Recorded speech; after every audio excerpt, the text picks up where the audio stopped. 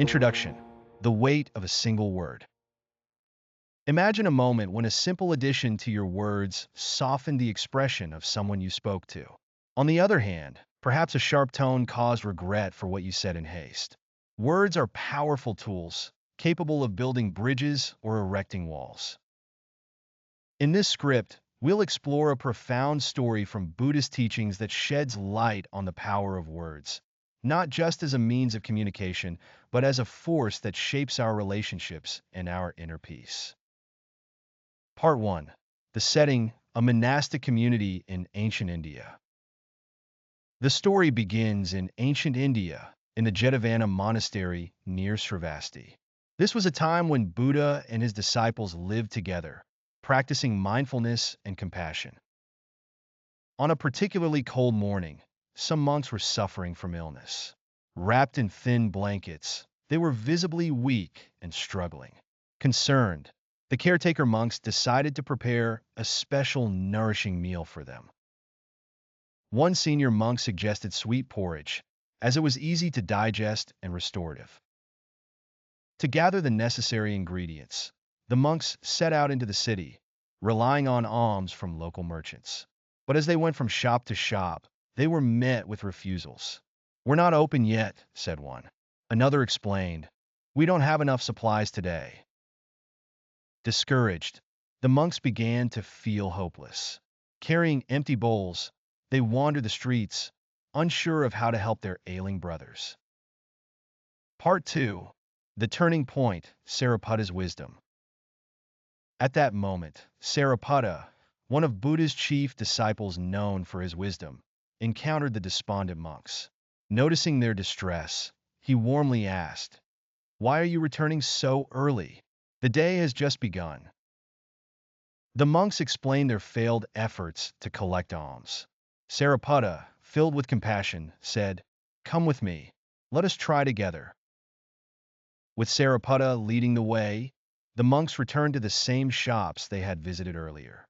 To their amazement, the merchants who had refused them before now greeted them with smiles, eagerly filling their bowls with sweet porridge and other nourishing foods.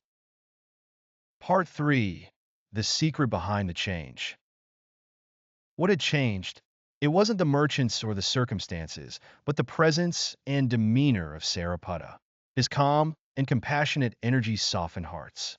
His words, spoken with genuine care, carried a unique weight that transformed rejection into generosity. This incident highlights a timeless truth: the way we communicate profoundly impacts how others respond. Part 4. The power of address. Buddha later shared an ancient story to further illustrate this lesson. In a bustling town, a hunter sold meat at a busy crossroad.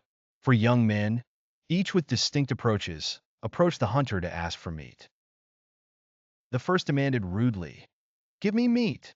His tone conveyed arrogance, and the hunter handed him the lowest quality scraps. The second tried a friendlier tone, saying, "Brother, could you give me some meat?" The hunter smiled slightly and gave him a better portion. The third addressed the hunter with respect, saying, "Father, may I have some meat?" Moved by the respect, the hunter gave him a choice cut. The fourth, embodying humility and compassion, said, "Friend, may I kindly ask for some meat?"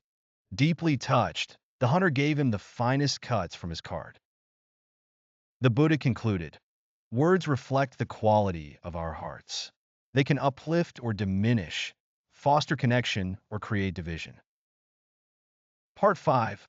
Modern lessons from an ancient tale.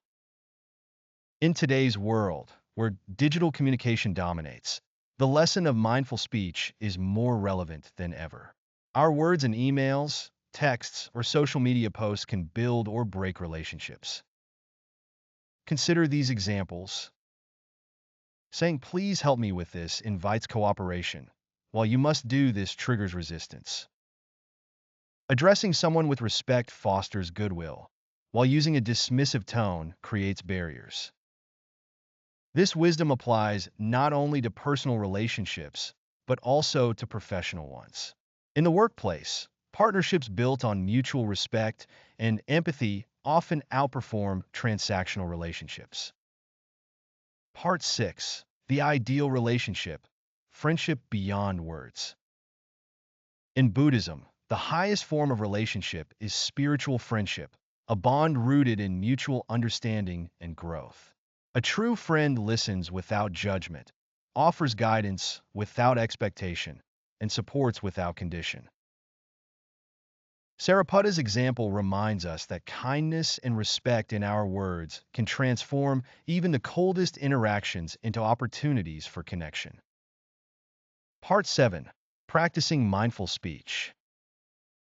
To embody this wisdom, practice the following. Pause before speaking. Reflect on whether your words are kind, necessary, and true. Choose empathy.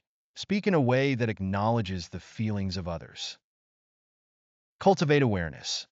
Notice how your tone and choice of words impact those around you. Conclusion. Transforming relationships through words. The power of words lies not just in their meaning, but in the intent and energy behind them.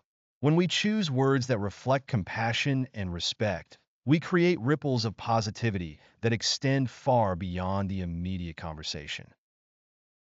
Let us take this ancient wisdom into our daily lives, transforming the way we communicate and fostering deeper connections with everyone we meet.